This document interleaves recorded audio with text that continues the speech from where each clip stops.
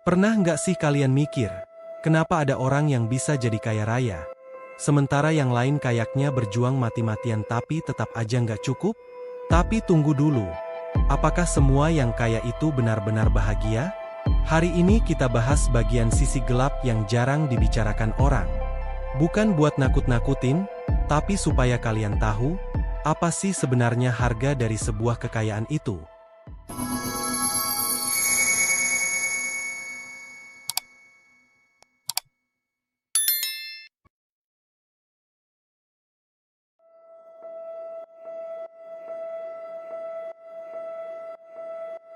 Semua orang punya mimpi jadi kaya. Bener kan? Siapa sih yang nggak mau? Bisa liburan ke luar negeri, punya rumah mewah, nggak kepikiran bayar cicilan. Tapi ada hal yang perlu kita pahami. Kaya itu bukan cuma tentang angka di rekening, tapi juga perjalanan yang dilalui untuk mencapainya. Masalahnya, perjalanan ini kadang nggak seindah yang kita bayangkan. Banyak yang bilang, kalau mau sukses, harus kerja keras. Tapi pertanyaannya, seberapa keras sampai kalian lupa sama hal-hal penting dalam hidup?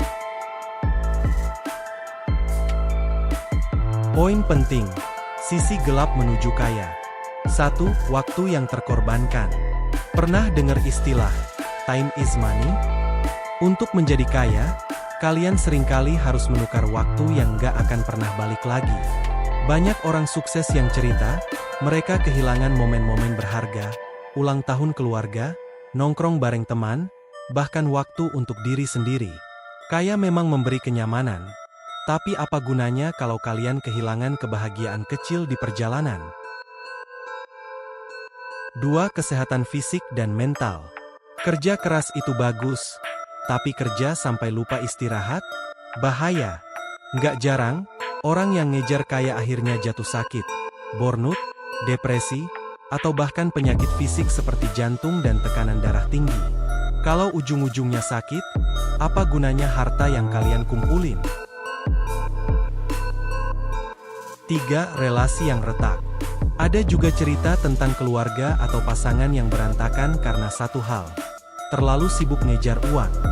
Fokus berlebihan ke pekerjaan sering bikin kita lupa sama orang-orang yang mendukung kita dari awal.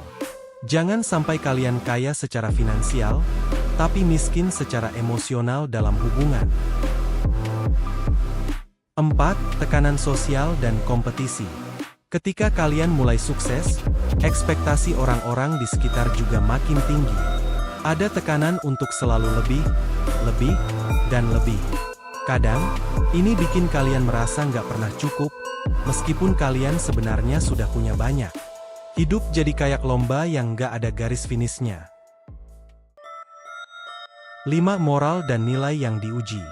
Ada juga sisi gelap lain, kompromi moral. Beberapa orang rela melakukan apapun demi uang, termasuk hal-hal yang sebenarnya nggak sesuai sama nilai mereka. Ini yang bikin banyak orang kehilangan identitas diri di perjalanan. Jadi, apakah mengejar kekayaan itu salah? Tentu enggak. Kaya itu bisa jadi alat untuk membantu banyak orang, untuk hidup lebih nyaman, bahkan untuk memberi dampak positif di dunia. Tapi yang penting adalah cara kita mencapainya dan apa yang kita korbankan untuk itu. Punya mimpi kaya itu wajar, tapi jangan lupa untuk tetap punya keseimbangan. Ingat, kekayaan yang sebenarnya adalah ketika kalian punya waktu, kesehatan, dan hubungan yang bermakna. Jangan sampai kalian bayar harga yang terlalu mahal hanya untuk mengejar satu kata, kaya. Jadi poin pentingnya adalah manajemen waktu dan disiplin. Bagi waktumu dalam perjalanan kekayaan, jangan sampai menjadi si kaya yang kehilangan kebahagiaan. Jadwalkan perhatian pada dirimu, untuk kesehatan kamu, jangan sampai mengumpulkan kekayaan sebagai bekal menikmati penyakit. Dan yang terpenting, gapailah kekayaan dengan cara yang baik dan terhormat, jangan sampai melupakan dan mengorbankan harga dirimu hanya demi satu kata, kaya. Sobat, hidup itu tentang pilihan. Mau kaya?